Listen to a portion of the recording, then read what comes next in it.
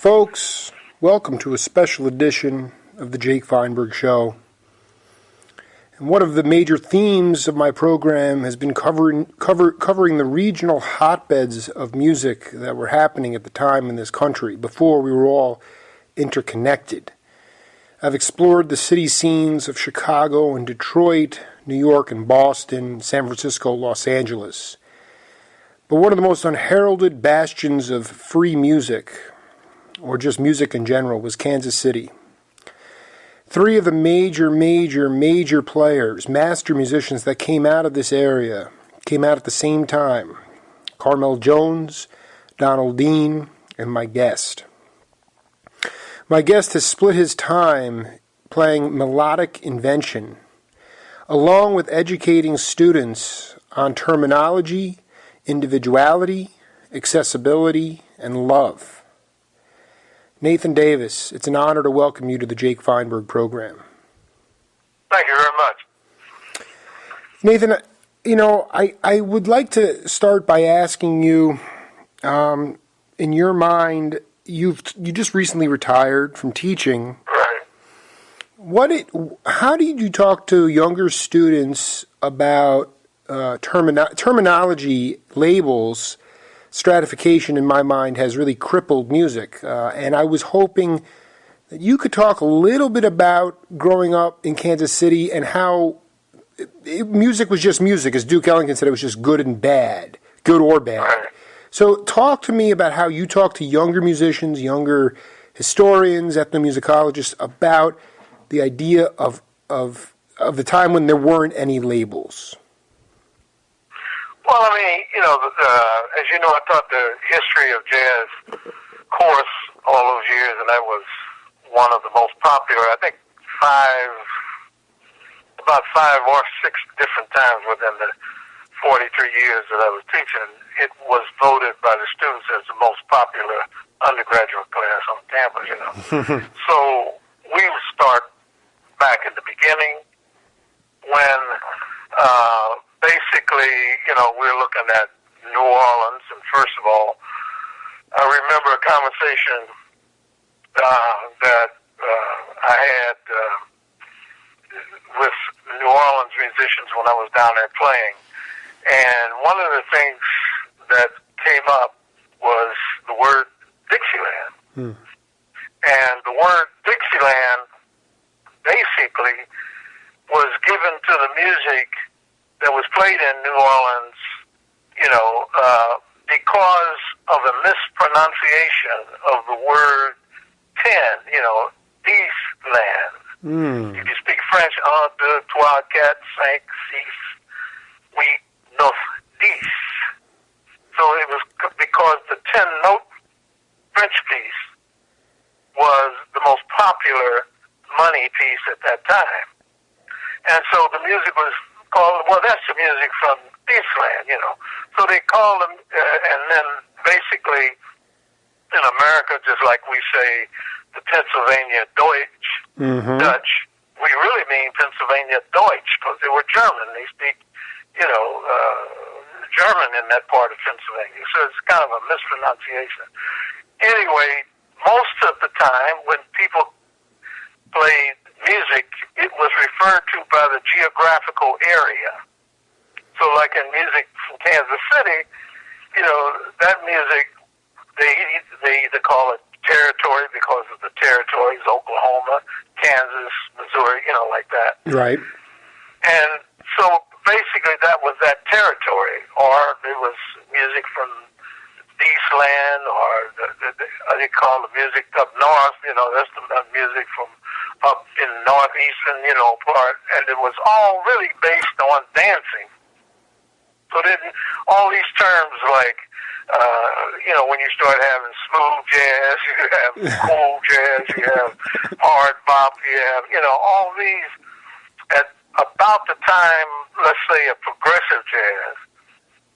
That music there, the names came about, say, for instance, because of the record companies were giving the music a new name to stimulate sales.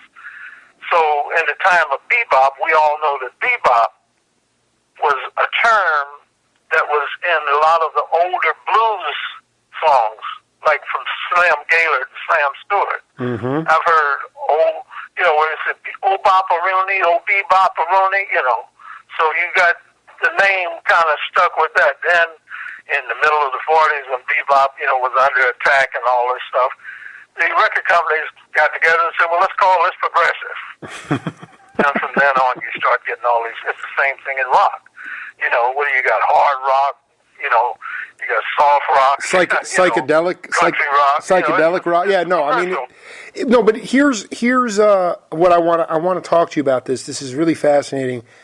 So, you know the conga player Big Black, a.k.a. Danny? Yeah. Okay. I don't work with him, but I did an interview with him, and he was very clear and outspoken about the idea that he, the word jazz really originally came from the word jass, Jass, meaning that... Well, that's correct. Right, so but I want to just finish this and then let you can pontificate.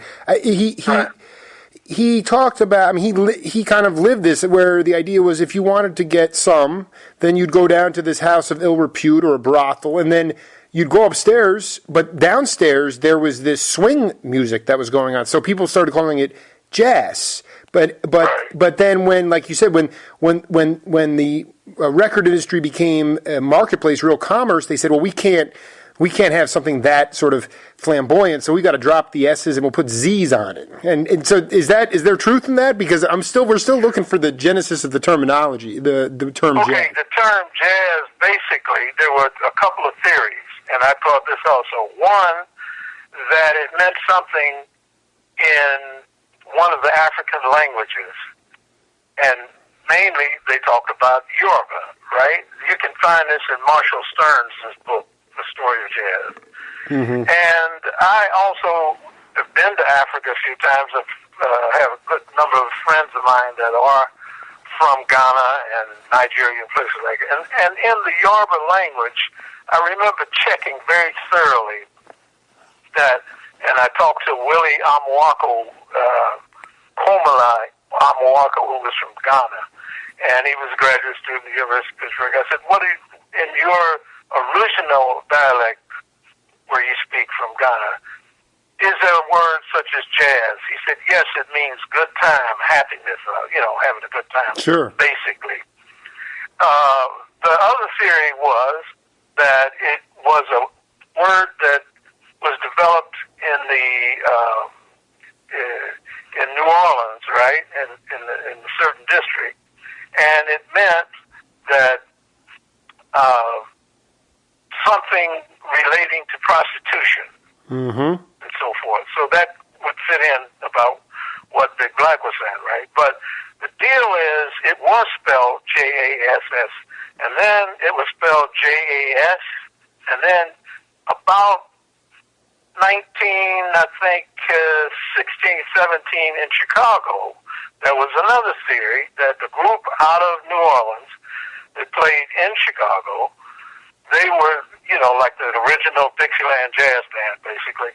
And then there was this brass player who played the brass instruments, who was so popular that instead of the Chicagoans, they would say, we want, his name was Jazz Bo, by the way, not the guy from Philadelphia. Right. And they said, we want to hear jazz. We want to hear Jazz Bo. We want to hear Jazz Bo. And that got shortened to jazz. But those are the three main theories. And so by the time we get up to 1917 with the original Dixieland Jazz Band in Chicago, the term becomes synonymous with the music and not with the one musician. It's such an honor to talk to Nathan Davis. Have you collaborated professionally, not musically, but just from an academic's point of view, with Joe Chambers at all? No. Because Joe, down in Wilmington, North Carolina, he was talking about the ballrooms, the big ballrooms that used to hold these amazing sessions of music with Duke Ellington and Woody Herman and the big bands. But then there came this time where he talked about this surtax, the tax that came along on these clubs, and it really hurt the vibrancy of live swing music. But the fact that... Well, that's true, but that happened in New York, basically. And it happened, yeah. Was that there was a tax on dance floors. Right. And so then, at that particular point, the music, as Joe was saying, was, the big bands. It was dance music to dance to. In fact, everybody ought to know that jazz originally was a dance music, And so what that meant now, there's no dancing. If you got to pay the tax, Kenny Clark told me this. He was there at the time, So he said, basically, he's growing up, learning to play and all that, and they're playing around. That when the club owners found out they had to pay a tax if there's dancing, they said no dancing. Then they didn't need a big band, and they had a small band. And Klug said that what that meant for them is that they did not have to really stick to certain tempos and things like that. They could play what they want to, which helped to give birth to the freedom of experimenting for bebop, you see. That's right. That's interesting.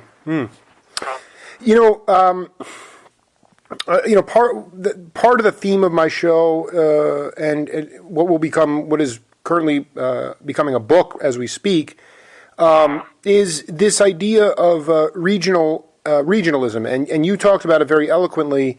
I've talked to quite a few guys. Donald I spoke to, and now I spoke to Michael Howell, the guitar player. He's also from Kansas City. And I want you to talk to my audience about, the kinds of you growing up as a young man, and going down the street and the amount of music that was just coming out of storefronts.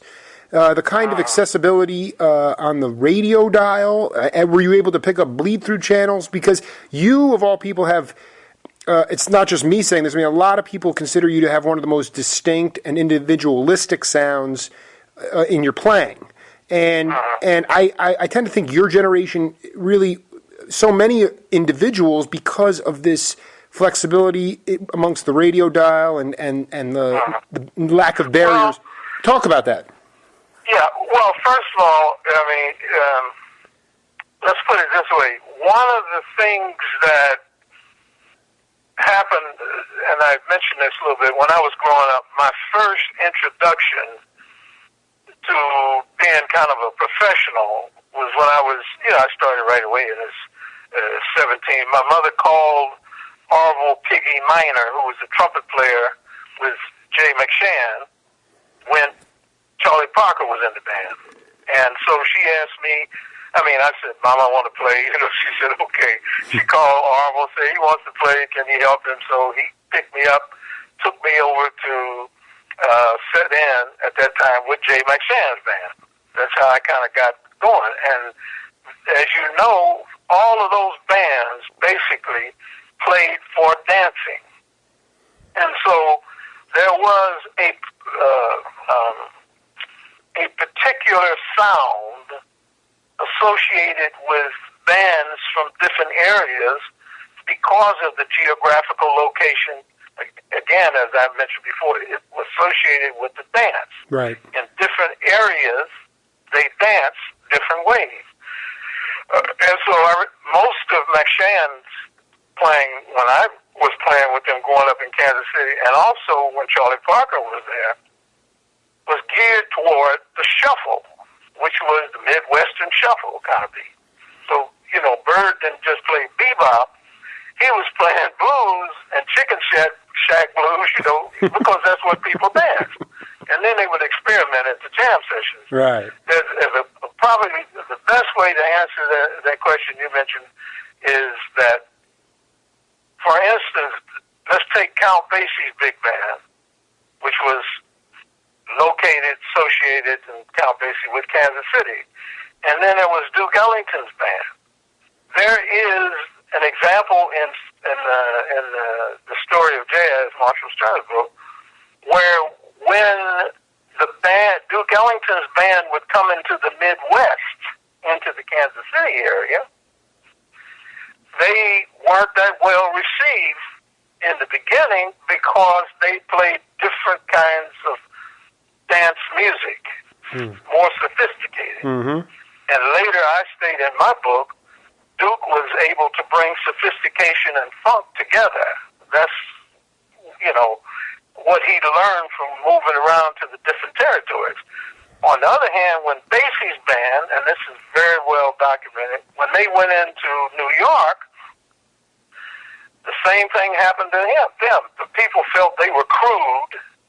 They didn't dance that sophistication way that they would dance when Duke was playing. Plus, the critics, as you know, attacked him. The critics said, check this out, the Count Basie band can't play a good rhythm. It's because they was playing the shuffle, which they weren't used to in the East. And they played out of tune, which meant they were bending the notes, playing blue notes. So it was all territorial, you see, at that time. A later example that involves me is that when I went to Europe, basically I was 10 years in Europe, 8 years in Paris, etc.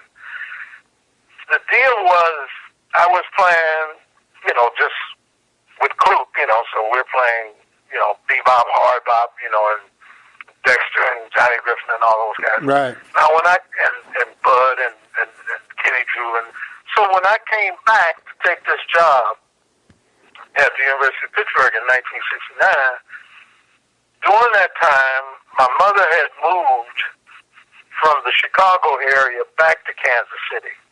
So I drove down from Pittsburgh, the second week or something. And as I got closer to Kansas City, I noticed the change in the sound of the music still. And that would have been 70, Wow. 69, 70. Wow. You could still, Wow. and I have to say this too. The last time I was there, this might be, I played the Juneteenth Festival for Eddie Baker, Mm-hmm. and he had his big band on there. And I had played with Billy Eckstein, and he was on the job too. But I remember hearing Eddie Baker and his big band there in Kansas City, because I had already played or something. I was sitting on the audience. And I heard the big band play, and I said, now, that's the Kansas City sound, the feel. It's still a little different, really. And that's amazing, but I witnessed that. Can you that was profound. Meaning you took the professorship, and the music that you were hearing in the greater Pittsburgh area or Pennsylvania was different. I mean, and that's, you're just talking about live. You could go, once you hit Kansas City and you got in to visit your mom and you started to go to the clubs again, it was, you could hear a different sound. No, I heard it on the way in the car. I remember saying, Wow. because Wow. I'm cognizant of this now because Wow. I am teaching and doing research. And as we were getting closer to Kansas City, the road, going down the highway, I'm listening to the radio. I noticed it already. And I can tell you this, and I played in New Orleans, I played down there with Ellis Marcellus and all those different guys at different clubs and things like that, And the guy by the name of Charlie Bering used to bring me in, And so when I got to New Orleans, I noticed there's still a different sound in New Orleans, even today. Now, but the last time I played there, and that was about 10 years ago or something, or maybe 12 years ago. But you can still tell it then. It's more uniform. Now, let me tell you one of the reasons why a lot of that is changing, and that is because of the media, the radio. As you know, all the record companies are consolidating. Yep. As soon as a record come out, and now you get the same record, or you might get it quicker in London, but you get it in all the capitals all over the world at the same time. It used to didn't be that way, and that's when the music was regionalized, basically, you see. But now with the modern technique and so forth in producing and broadcasting the music and so forth, now you download it in Japan, you could probably download it in South Africa the same minute, so everybody's hearing kind of more of the same thing. But before that, it was still a little bit of a regional identity to the various areas. Well, I mean, part of it was like, I remember interviewing Michael Kuskuna, and he talked about the idea that, something that was bubbling out of Kansas City, there were so many independent record labels, just using that as an example, it would take a few months for those vinyl records, which is, by the way, all I listen to. I can't even listen to a CD or an MP3 because the music sounds... It's just so compressed. But the point is that it would take some time to actually get to the East Coast, and then it would just. Right, that's true. Yeah. Yeah, and I mean, I don't want to. This is not about preservation. This is about promotion of values. I mean, this is because I mean, Nathan, is like. I mean, it's all well and good that somebody can download the same thing in South Africa, but the problem is. And I've seen this because my wife is from Taiwan, so we go back there with our kids. And when I go, when I first started going there, I would find some CDs like international CDs like printed in Germany, like Art Farmer with like Sabu Martinez, like stuff you would never find. And now, that's not. You know what? I knew him, Sabu. Well, we're going to talk about Sabu. Yeah, I mean because that cat was an animal. But the thing is that now I go back and everything, it's restricted only to stuff that will sell. And as far as I know, Eric Dolphy never wrote a song or played a solo based on trying to sell something. And that to me is a values thing. And if you're trying to do that with music, you're not going to have much progressive music. That to me is one of the biggest conundrums that my generation, faces. Because, and I think that, I look to you guys as cognoscentes because you grew up in this time when there was just a looseness and so much leadership and the strength and security of those people. I just like you to talk about that sort of the. Well, yeah, a lot of things. I mean, I consider it a blessing to have worked with Kenny Clark all those years. Yeah. And he used to talk about that very thing. I remember when I made this recording of Peace Treaty, and Kluk was on it, and who was it? Rene Ertruguer, the French piano player that was with Miles, and Woody Shaw was on it, a bunch of guys. Sure. And he used to talk about, he agreed to be, this is amazing, I was working for him, but he agreed to be a sideman on my record because my record thing. And never insisted that he was the leader or anything. And he used to say to me, Nat, I'm going to be on this record because I want to help promote you, etc. He said, because there are too many records being made of people who just copy other people and no original music. And he thought that I was original, like what you said. And I appreciate that. He said, basically, a band would go out on the road 2 or 3 years maybe before they made a record. And so when they went in the record store, it was tight as hell. Mm-hmm. I mean, in the studio, I'm sorry. So they would go out. Okay, this is interesting. Continue, yeah. Yeah, and so they had reworked it, played it, and so now they really are in. Now they call in guys, and they put you on a record date with this guy, and it's all about the money. And sometimes they're not even there in the studio. They brought in later to overdub solos and stuff, So you're losing a whole lot. You're right about that. No, it's depressing. Authenticity there. That's what it is.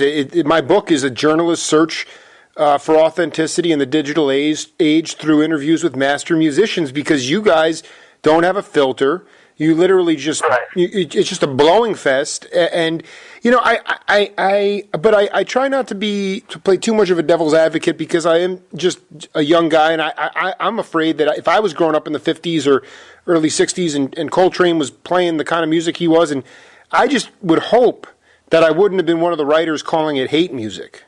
To me, it's like, I mean, I look back at the way the critics, and I forget who I was interviewing, but somebody talked about, I just think there was a humanity level, there was a sensitivity level, and there was also the command of the instrument, the apparatus. And when you fuse, when you fuse the intimacy and the love with the apparatus, then you have melodic invention. And that to me is the most beautiful thing, and that's what comes through, because my history comes from you guys and being a voracious record collector. And so it's, and records are not being collected anymore because everybody has their little iPods or their MP3s, and they don't need to listen. Right. But the history, the liner notes, the photos, most importantly, the music gives you guys identities. And that to me is the most scintillating part, is to see where we were in society at a certain point and where we've gone. And, I can't believe that you were a professor at University of Pittsburgh in 1970. That is phenomenal. I could not have thought of it. That's unbelievable. Yeah, you know what? Speaking about this authenticity, right? I can give you a good story. I remember, the first gig I had with Kluk. Well, the second gig. The first gig was the Expatriate concert that was produced in Koblenz, Germany by Joachim Behrendt. Then he invited me to open with him at the Club Saint-Germain-des-Prés in Paris. And I remember we were playing, and with playing with Kluk, everybody wanted to play with Kenny Clark, so I played with everybody, And I remember that on this one particular occasion, Ben Riley was there. He'd come through. I think he had come through with Dwight Mitchell, that Russ Mitchell duo, And what had happened was he was talking, and they were talking. The train was just popping. This would be 62. Right. And so he said, "Man, I really love your tenor player. I really love." And so, I was happy because I wanted to keep that gig. That Cook was, he was telling Cook, and Cook said, "Yeah, I like that, man. I like that." And so, what he said, everybody around New York is sounding like Train, and he said, "Nathan don't sound like that because he ain't over there. Everybody's influenced," and I was, maybe being influenced more by Dexter and Johnny Griffin there because I was around them. Right. So he was happy about that. So what I'm saying is that what happens, I always tried, even from in the days with Carmel and Sumner High School, I always tried to be original. I was influenced and maybe copied a couple of solos or something like that, but I always wanted to be original. I mean, that's what I always heard from Orville Minor and from people like Jay McShann, just be original. But if you go to the jam sessions, a lot of times, well, there's none really now, but if you play like a lick that somebody knows, they say, "Oh, that guy's great. He sounds like Train," or "He sounds like, like Bird." But the thing is, if you sound original, then the guy that's listening, the listener has to work hard to decide whether or not you're good. So you stop trying to imitate who is popular, and that, I think, does a great harm to upcoming musicians and to music altogether, because originality is what it's all about. I agree. This is a conundrum with our education system in general across all lines. I mean, it's music and it's art, it's culture, it's invention. Right. That's the thing that's confounding to me, whether it's, when I interviewed Bill Cosby, he talked about just the idea that he could go into a club and you could put a blindfold on him and he could tell you if it was Mickey Roker or if it was Tony Williams, or if it, every drummer had something to say. But I think now, I feel, because we live in a less experiential based society, and people are more in bubbles, students are more in bubbles, and because there's just not I mean, with the exception of New York and, maybe a handful of places in the States, there aren't really live jam sessions where, all of a sudden, you're playing at 3 a.m. It's 5 degrees outside, and all of a sudden Miles Davis is coming into play. I mean, that kind of experiential learning is going to jazz. Pardon the pun. It's going to get you fired up, and it's going to make you believe that you can do a lot of stuff too. So I think that there was a security within your generation that is paramount, that is not existent today, because people are afraid to be individualistic, because if they do, they won't make any money, and that's what it's all about. Yeah, I remember we were doing a little tour with Pony Pondexter. Oh, yeah. You know about him. Oh, yeah. It was myself and Pony Pondexter. Oh, yeah. Oh, yeah. Tete Monteleo, the Spanish piano player. Sure. And I remember Charles Lloyd and them came over. And so we started talking about the conversation. So Pony said to me, he said, George Avakian brought him over. I remember they was big mess all over Europe, And Tony said, you know what? He said, if we want to get popular like those guys, he said, all we got to do is play the same kind of thing. He said, but I don't want to do that. He said, that's the style that everybody's trying to play like now. And he said, we just keep on playing like we play, but we won't get picked up like that, And so that's true, the record. And I remember another conversation when Train was really popping, and he started to go out into the more avant-garde thing, when he did the Ascensions and all those things. And he started breaking loose. Then Sonny Rollins was in the studio. I'm not going to call the name of the producer on that one. And Sonny was playing something, and I wasn't there, but I remember the conversation. And the producer came in and said, well, why don't you play something more like what Train is doing? Yeah. Playing free. Yeah. And we all were like really pissed off about that, because Sonny Rollins, are you kidding? The guy's playing as free as you can. Yeah. Innovation. Oh my God. Yeah. And so, but that was the thing. Everybody was trying to be like what was popular at the time, So I guess the producer would say, well, this is what, the avant-garde thing is hot now, do that, Yeah, I look back, Joe Henderson and Rollins, who's still with us, Gary Bartz, and, there was a nonconformist. I know you're right.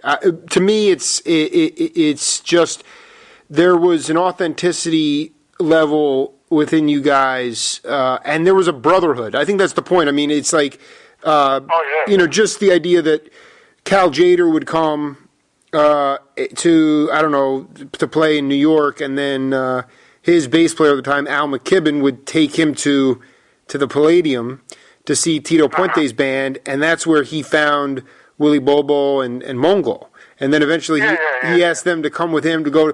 I mean, it was just this wonderful cross-pollination of music. People were happening, and what was more paramount was that you thought for yourself and you played for yourself. And that's the other part of it is I wanted you to talk about it. There was a period of time in your career as a player when you started to play for yourself, more so than anybody else. I mean, obviously the audience, you always want the audience to be engaged, whether they're dancing or just listening. But yeah, well, I can tell you this. Mm-hmm. I always play for myself. I mean, I would play if I was if I was playing a dance or something, and I'm playing with Jay McShann, say, in the beginning, I would play what he told me to play, the melodies and things, but when I soloed, I did what I want to always. And the same thing with Kenny Clark. That's why Kenny liked me, that I was different. I wasn't trying to sound like somebody else, And so I can't remember a time when I didn't play for myself. I used to resist, copying solos. Let me give you a good example. You mentioned Joe Henderson. Mm. I was the one that brought him into the second tier of the Paris Reunion Band. Yeah, I So saw when Johnny that. Griffith Yeah. left, I said, I got the guy. Because Joe and I were very good friends. Oh, that's great. And so one day we were touring with the Paris Reunion Band, and in Germany somewhere. And some guy, American guy, came up and asked Joe some questions and so forth. And Joe spent a little time with him, and then he left, it's after the gig. And so I kind of waited around for him. And so he came out, he was pretty agitated. I said, "What's the matter, Joe?" He said, "Man, I don't know about you, Nathan." At that time, he was teaching at some school there in L.A. In California, right outside L.A. Mm-hmm. I forgot which one it was. And I guess kind of, when he was in town, he would teach there or something like that. And he said, "That's one of my former students." And he said he's asking me some questions about some Coltrane licks and things, and Charlie Parker licks. And he said, "I don't know about you, but I get so tired of that, man. We play through that all the time." And I said, "Joe, that's the same thing with me. I mean, I do it because it's the literature and it's the background, but that's exactly what it is." And you use that as a historical basis and a platform to build your own thing, you see. But when you start going out there soloing and using those licks and doing that, you're not soloing. You know what I mean? And Joe, I remember he was really upset about that. He was a very original guy. In full disclosure, it's one of the major reasons I started my program was guys like Joe Henderson who were like innovators. He spoke, from what I know, he spoke 7 or 8 different languages. The guy was a super genius, but it's amazing to me. And it's so good to hear this, Nathan, because it's so important. It's so to hear the exasperation of people saying, "Can they just get off the cold?" I mean, I'm doing my own thing. Why don't they understand that? I don't want to be. I'm not trying to do anything that Coltrane's trying to do, or that Bird is trying. And to me, that's the funny part. Is that in full disclosure, I don't own any John Coltrane records. I don't own any of these. I only, my collection is about the unsung hero. So the only original, when I think of original sounds, when I think of individuality, I think of Woody Shaw, I think of Nathan Davis, I think of Joe Henderson, a number of people. But you're really the first one to come at me with this notion of that people were flummoxed because why don't you, like Sonny Rollins, why don't you do something like Coltrane? I mean, that's amazing. That kind of stuff. Yeah. Wow. But even the jazz, when you played in jazz clubs and so forth, the audience, like most of the time, they'd say, "Oh, that guy, he sounds like Charlie Parker," et cetera, And if you didn't sound like Charlie Parker, then they say, "Yeah, I get, he's okay. Yeah, he's okay." He had his own. Yeah, right. One of the most admitted cats out there. Let me tell you a funny thing about. Sure. Kluk told me something about Charlie Parker, and the exact same thing happened to Eric Dolphy. Just about. Kluk said that on Saturdays, Marcel Muse, the great classical saxophonist, used to have master classes. I don't know if they were every Saturday, but once a month or something like that, in Paris. And so Charlie Parker, Kluk went out there with Charlie Parker. And Marcel Muse said, "Well, you do something like this, but you can't do it this way." And Bird said, "Can I see your horn a minute?" And Bird took it and did it the way he said. Marcel said, the greatest classical saxophone player, said you couldn't do it. And Marcel Muse looked at him and he said, "Well, that's impossible. You can't do it." And Bird said, "I just did it." So that goes to show you how great Bird was. On Eric Dolphy, now you know that I was the last group, me, Donald Byrd, and Eric Dolphy, that played together right before he died. This is very important. I know this. Yeah, okay. And what happened, Eric Dolphy went up to play with the ballet, classical ballet orchestra up in Copenhagen during that time when he was there. And he did something on the bass clarinet, and everybody said, "Well, that's impossible. You can't do that."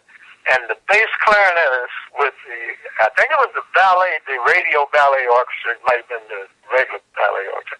He said, this man is a genius on these instruments. And the reason why I wanted to bring that out, because and God bless him, Donald Byrd and I used to, and a few other people, we used to have little heated conversations because I was playing there, I was the third man, and Eric would do some stuff on the bass clarinet, the alto, and the flute, but especially the alto and the bass clarinet, that I used to tell Donald, I said, man, this cat is a genius. And Donald, of course, he wanted to be the number one guy. He ain't not a genius. He's doing it by accident, And it wasn't true, So a lot of the established musicians, during the time when I was working with Eric Dolphy, they questioned his ability or whether it was natural, whether he was a naturally gifted and great artist, a genius, and I say yes. Another one was Sonny Stitt, who I worked with and recorded with in Paris. But Sonny, he didn't doubt it. I remember I was playing with Eric Dolphy every night, and then we went over to the Blue Note where Eric got up and set in. I think I forgot who, maybe Klug was up there at the time, but Sonny Stitt looked over at me and he said to me, Nathan, what is he doing? Does he know what he's doing? I said, yes, because he did. Right. But there was that kind of hesitancy because I guess guys were just not familiar with the way he was doing things. But I can tell you, he never missed anything in the chord. For instance, if it's a raised 11th or something, I remember we played Jitterbug Waltz. Yeah. And I was having a hard time playing it, so afterwards, we played the little, the thing by Fats Waller. So I would say, Eric, am I doing better? And he looked at me and said, yeah, Nat, you're doing, but you keep missing that raised 11th. Because he would change the chords around. Wow. And I would say, he's bullshitting. And then I would listen to the tape. And sure enough, he'd be right on it. I never saw him miss. What you're talking about is he just had natural he was gifted with it, and yeah, he was. Yeah, but not only that, he was very thorough, and he had an inside knowledge of theory. I'm glad to tell you this because I was there, and all those musicians that doubted him, then you got to doubt me too. But he knew exactly what he was doing.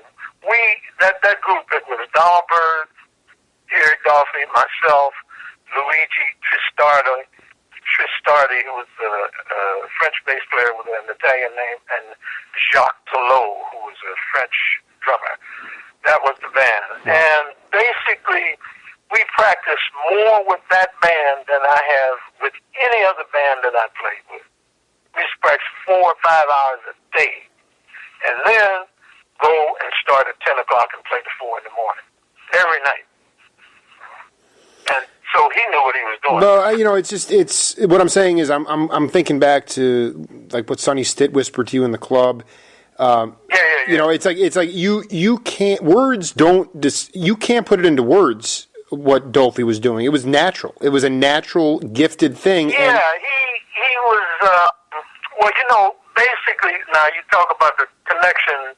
That's how Woody Shaw came to Paris. I sent for him to fulfill Eric's last wish. Joyce Mordecai and I and Madame Ricard, the lady who owned the Shaki Pesh, approached me if I would help bring Woody Shaw to Paris because that was Eric's last wish, right? And Eric, we had played Saturday night, Sunday night, I stayed in the club to keep the gig open, and Eric flew to Germany because I had recommended to Berger that he would hire him, and so the bottom line was that Eric said, I want to bring, Billy Higgins, Bobby Hutcherson, Richard Davis, and Woody Shaw. And so in order to do that, I kept the gig open, you know. And so at that particular time, I said, okay, I know who those guys are, but I don't know Woody Shaw. He said, I know you don't. But now, when you hear him, you'll be surprised. He said, he came up to me in New Jersey and said, Mr. Dolphy, can I sit in? And Eric said, you want to sit in with me? You know how funny my music is? And he said, yes, sir, I know all your music by heart. He played it. And then Eric said, I couldn't believe it. He said, he's the only guy I knew that knew all the funny stuff I do, that he had it down. And so he said, so that's who he is. And that's how I knew about Woody and Central Woody, you know. It was to fulfill his last wish. It doesn't matter if it's the skipper Henry Franklin or Donald Dean or Frank Strazzeri or Nathan Davis. I mean, I'm not a musician, okay? I can't, you know, minor sevenths and, you know, Montunas and, you know, this stuff is, but what is just so visceral and what just stands out is just you guys as people. And the reason that you have identities for me at 35 years old is because, you know, I mean, there was really a commerce-based industry built around the records, and you had so the music is part of it. But I get off more on the idea of, you know, somebody walking up, and I've heard it so many times, you know, hey, Mr. Dolphy, can I sit in with you? And then after a little bit of questioning, it's like, yeah, come on up, let's see it. And either they're walking off the stage or they're so damn good, they're staying up with them. But the point is that you guys you always knew the music was bigger than any one of you individually, no matter how brilliant you guys were. Oh, yeah, no, that's true. You know, one of the things I always point to, and this is true, I mean, I don't care what anybody say. You know, when you start talking about race and stuff like that, I have never seen a white guy come in to an all-black situation in a black neighborhood, and I've never seen, if he's a badass, he's a badass, and he stays. You know what I mean? There's no segregation there. And vice versa. I've never seen that either. You're right. The music stays where it is. It's king. You know, so, you know, if I got a choice between, you know, like, I don't look at it like that. The white piano player or a black piano player or a Japanese, I just get the baddest cat. Yeah, that's right. That's right, baby. I mean, you get the baddest cat who can just. That's what that's about. Yeah, because because that badness is never leaving that cat. But the thing is, it ain't about what color or what nationality. It's just, can he do this shit? You know, that's it. Well, and that has always been the case. Really. But that leads into. I mean, I look at you know, listen. I look at white establishment business leaders in the United States, and you've already referenced Europe a half a dozen to 8 times. A lot of magic went down there for you musically, and for a lot of great improvisers and melodic inventors. And I just say to myself, boy, I really want to ask Nathan, is there resentment and a backlash to the music of your people, of just in general, because of the fact that it's not understood, not accepted in the States, where it was always accepted and loved so much and appreciated in Europe and in these days Japan as well? I'm curious about that. I mean, I feel like it's America's only true art form, yet it's by and large been, through mass media and mass marketing, it's been totally perverted, and it's kind of was that because? Well, you know, by the way, really, I mean, I'm not just pushing, but my wife wrote a book, Parents Without Regrets, you know, where she talks about Donald Byrd and Kenny Clark and what's the name of the book? Chester Himes. What's the name of the book? You know, I'm sorry. What's the name of the book? It's called Paris Without Regret. Paris Without Regret. Okay. And it's Ursula Davis. I got it. All right. Yeah, and so, you know, we knew all these writers, James Baldwin. You know, when I wrote wrote my opera, I had already met James Baldwin, and he used to come to the club every night. Chester Himes, you know, so Donald Byrd and all of that. And in that in that book, it's a good thing where Cook and them talk about just what you're talking about, how the music has been commercialized, the monetary and economic commercialization of it based on race. He talks about all this stuff in there. But I remember basically, the one thing, there was a thing that happened in the Blue Note, and this is something I've done a bunch of interviews with that too, because recently, of course, I'm retired and all that shit, but I didn't tell anybody this, and this is, I remember Kenny Clark was like my, musical father, so I always refer to him. And in the Blue Note, they brought everybody in there. So they brought Sonny Stitt in, and then they brought in, before him, Stan Getz had been in. And so then Benjamin, who was American Jewish cat from New York, who owned the Blue Note, who was married to a French lady, and they owned the Blue Note together. They paid Stan Getz more money than Sonny Stitt, and Sonny was pissed. And so, now this is something I know, I was there. I heard the discussion. And Ben explained it, and you have to look at it for what it is. I don't care whether you're pro-black or pro-white. Ben Benjamin said, look, I'm cool. He said, but when Stan comes in, there's all these rich white French businessmen and doctors and people like that come. Tons of them. And when Sonny comes, not so many of those come. But it's all, France, of course, so it's not a segregated thing. He said, so I make more money with Stan, and I can pay him a little more. That's the only reason why I did it. That's what he said. And I thought about that, because the first thing you say, the guy, he's paying the white guy more money, But there's a little... Hello? Yeah, no, keep going. I'm with you. You know what, let me go get this other phone, because this phone is going to go out. Nathan, yeah. Okay, you there? No, listen, man, I just want to tell you, we're definitely doing a part 2 on top of this. This is one of the greatest interviews I've ever done in my life. Oh, okay. And I've done over 300. But but what was so you thought about it, and you did see some validity in what he was saying? I'm sorry, I didn't hear that. Did you after you thought on that for a while, the club owner? Yeah. Did you see his point of view a little bit, or how did you? Of course I saw his point of view, because if he's bringing in, look, the whole thing has to do with money. Mm-hmm. I mean, you can't operate the club. I mean, for instance, at that, I'm not sure about the money.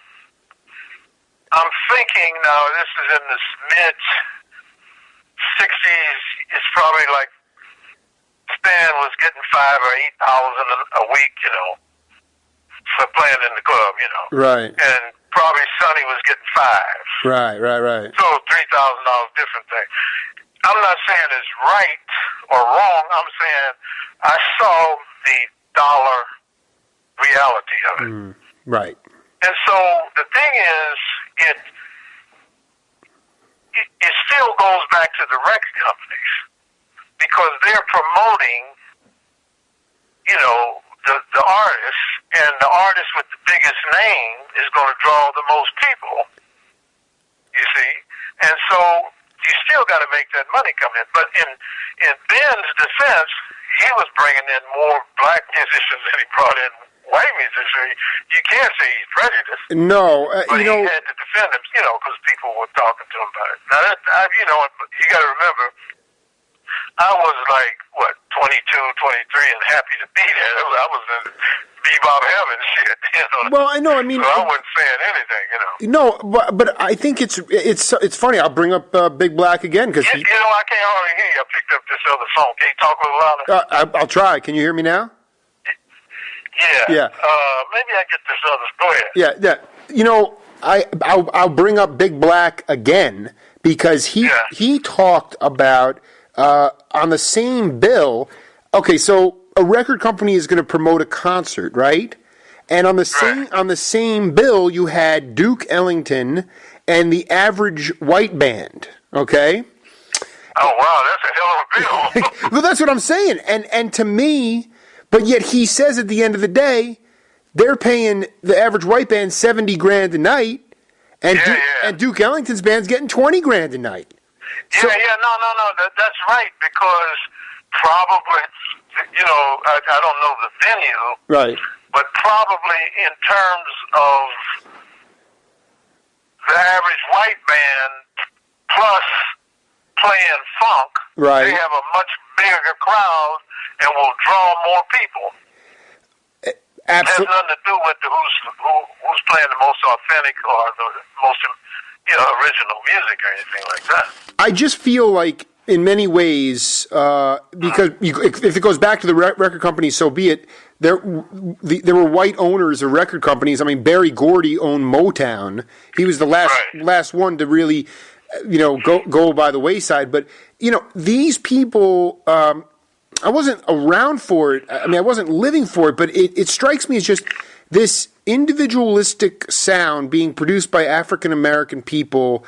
The individuality, it's the sophisticated African statement, and that is powerful, and that can usurp any sound bites or any type of crap that we are going through. You see what we're going through now. We're in paralysis now, and I'm pretty certain a major factor has to do with the fact that these titans, we've mentioned a lot of them: Kenny Clark, Sonny Stitt, John Coltrane, Eric Dolphy, Donald Byrd, Nathan. I mean, you guys are graybeards. No. I mean, and there's no younger African generation of improvisational musicians, and quite frankly, I don't even know if it's important to be able to play an instrument anymore. Yeah, well, that's the other part of it. I mean, you got all the different kinds of genres going on, but I think a good example of what I think I mentioned to you before, Donald Byrd, or maybe I mentioned one of the guys, but Donald Byrd and I were very tight because we played every night and made records and stuff. And the thing was, he did some clicks, and I remember he was talking about doing one down at North Texas State, and the kid jumped up and said, "Bob, play the lick," or something like that. Yeah. Did I tell you that? Yeah, but this is for the radio, so go ahead. Okay, so Donald said, "So you think you bad because you played that lick?" And the kid said, "Well, I mean, it's hip and all that." He said, "Just like you played that lick," he said, "there's thousands of young kids in thousands of schools around the world playing that same lick." And he said, "So why you think you bad? Because you can play it." and the kid shut up. So he knew what he meant like that. The thing is, as you had mentioned earlier, try to be original and do something that, even if you learn, let's say a lick or something like that Miles played or that Clifford Brown or somebody played, then what you try to do, you don't play that as part of what when you're supposed to be soloing. You just maybe use that and build original stuff on it. For instance, one of the things that I used to do, if you take a Charlie Parker lick, I would say, okay, play this. If they would play that, I said, now, under that, write me 5 different versions of that. Exactly. That is Nathan Davis, Donald Byrd education. Right? There were a lot of cats. Oscar Peterson had a school in Toronto. Gil Evans. I'm just saying that the arrangers, writers, you guys, that it's about saying, okay, so do 5 different iterations of that. That to me is right. Like that stuff that's where the creativity.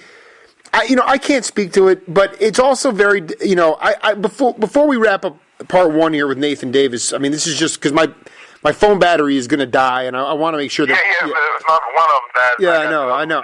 Can you? Yeah, we can call. We can talk again.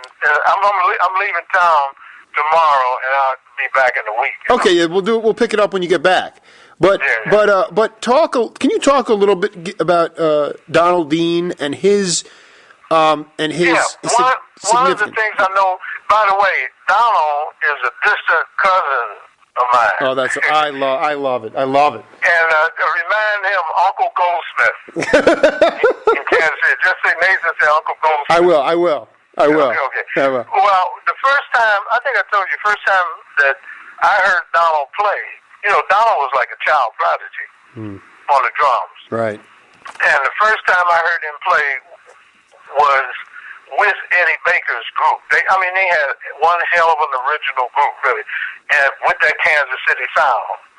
And everybody was talking. I don't care who was playing around here. Everybody was talking about this young drummer, Donald Dean. I think Donald might have been